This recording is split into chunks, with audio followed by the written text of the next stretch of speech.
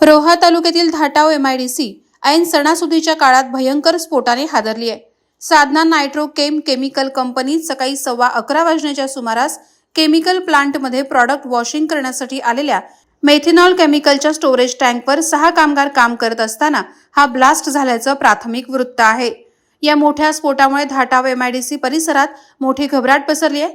अग्निशमन दलाचे जवान घटनास्थळी बचाव कार्य करत असून ढिगारे उपसून मदत कार्य सुरू आहे। त्यात 2 कामगार ठार झाल्याची तर 4 कामगार जखमी झाल्याची प्राथमिक माहिती मिळत आहे।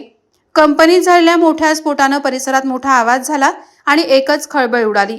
या स्फोटाचा आवाज इतका मोठा होता की 1 किलोमीटर परिसरात याचा आवाज आला। त्यामुळे स्फोटाच्या तीव्रतेचा अंदाज येतो। या स्फोटानंतर अग्निशमन यंत्रणा घटनास्थळी दाखल झाली असून बचावाचं काम युद्ध पातळीवर सुरू झालंय।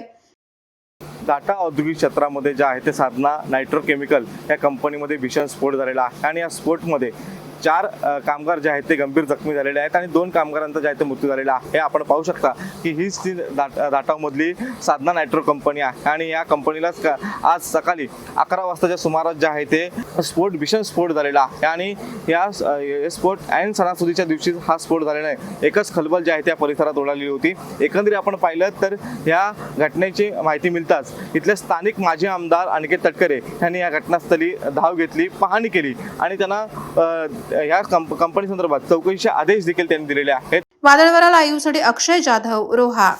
नवी मुंबई व रायगड जिल्ह्यातील ताज्या बातम्या आणि घडामोडींसाठी सबस्क्राईब करा वादळवारा लाईव्ह चॅनल आणि दाबा बेल आयकॉन।